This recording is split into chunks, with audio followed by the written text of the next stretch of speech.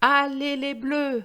Allez les Bleus! This is what you would hear at a French football match if the French national team plays. And this video is all about the use of the imperative, and I have included the recipe of French pancakes. And your exercise is right at the end of the video. Vous êtes prêts?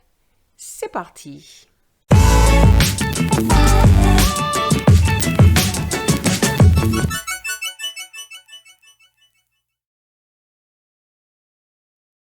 What is the imperative? In French, it's called l'impératif. So the imperative is the form of a verb which you use to give instructions, orders, or to make requests or suggestions. The imperative is used here when the teacher says taisez-vous, which means in English, stop talking.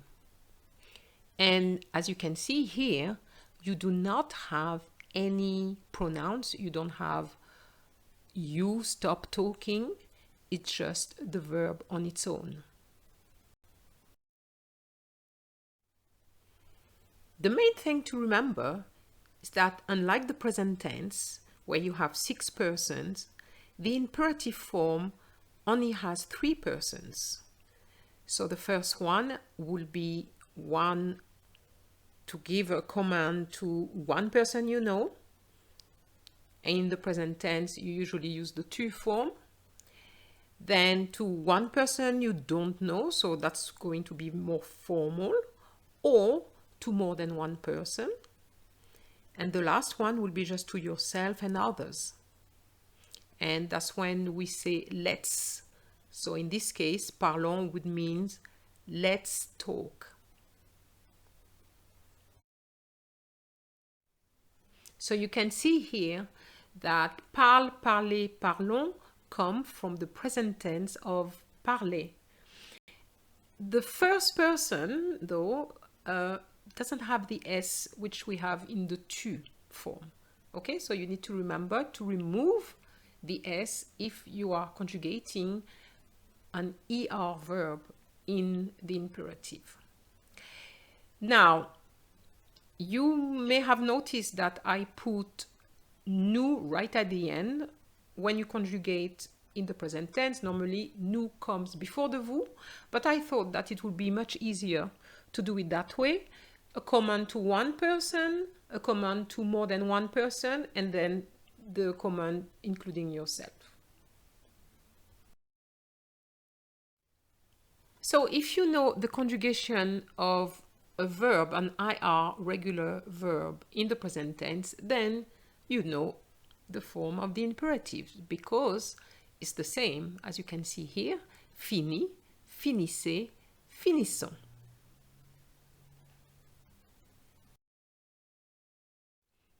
But beware of to be and to have because they are very irregular. They are irregular in the present tense, but they're also irregular in the imperative. So for to be, we're going to have soit, soyez, soyons. And for to have, est, ayez, ayons.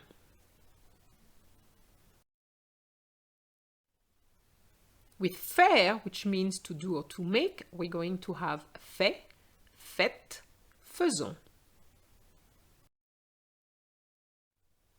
Now, if you have a reflexive verb, you're going to have your reflexive pronoun. But the reflexive pronoun, unlike the present tense, is going to be placed after the verb, preceded by a hyphen. Hence, lève-toi, if you're talking to one person you know very well. Levez-vous, if you're talking to more than one person. Levons-nous, let's get up.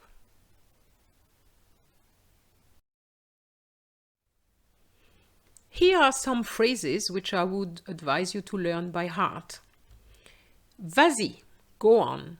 Here you have an S which normally wouldn't have been there, but because we have the pronoun I, we're going to add this S to make a nice flow. Vas-y sounds 10 times better than va-y. And we're going to have the same case here with profites-en. Enjoy or make the most of it. Tais-toi or taisez-vous, stop talking. This is what a teacher, for example, would say to a student or students. Tais-toi or taisez-vous. And the last one, veuillez trouver ci-joint une lettre. This is a formal phrase that you need to learn by heart because it means please find attached a letter. And veuillez is the imperative here of the verb vouloir. And when you have veuillez, in English we translate this veuillez into please. Veuillez trouver ci-joint une lettre. Please find attached a letter. So if I want to say let's stop smoking, I would say arrêtons de fumer. If you want to use the imperative in the negative form, you'll have to remember to put the ne before the verb and the pas after.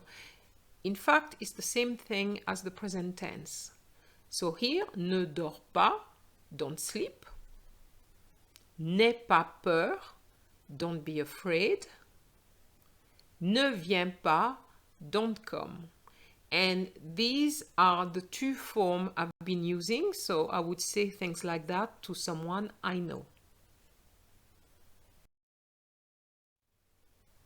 Voilà la recette des crêpes. First of all, let's look at the ingredients.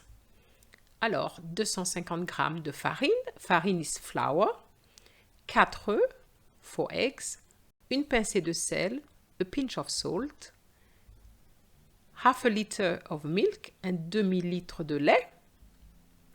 And then we're going to have 2 cuillerées à soupe de sucre, 2 tablespoons of sugar, and we'll finish off with 50 g de beurre fondu, which is butter which has been melted. The reason why I use the recipe is because recipes tend to use the imperative, as you can see here. Prenez un saladier. Prenez is the imperative of prendre, which means to take. Prenez un saladier, take a dish or a bowl, okay? And then what are you going to do? Mettez la farine, le sel et le sucre. Mettez means put. It comes from mettre. Mettre la farine, le sel et le sucre. So you're going to put the flour, the salt and the sugar. Ajoutez les 4 œufs. Add the 4 eggs. Mélangez doucement. Mélanger means mix. Mix slowly. And then when the mixture is thick, you need to verser le lait froid petit à petit. Verser means to pour, okay? So you pour the milk, which is cold, petit à petit, gradually. So gradually pour the cold milk. Ajoutez le beurre fondu refroidi, and then you add the butter. Remember I told you that the butter has to be melted, but it has to be cold, not hot. And then what do? You just mix the whole thing. After that, faites cuire dans une poêle chaude légèrement huilée. So what you're going to do, you're going to take a frying pan. Then you're going to put some oil, but very light oil because you don't want the pancake to be greasy. And then you're going to put some of the butter into the frying pan.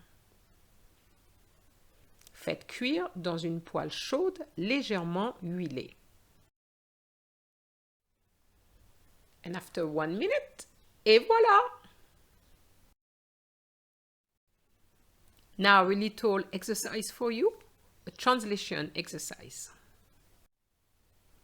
Traduisez en français les phrases suivantes. translate into French the following sentences. Drink a lot of water. Don't buy sweet drinks. Do some exercise. Don't drive. Sleep well. Don't watch TV too late.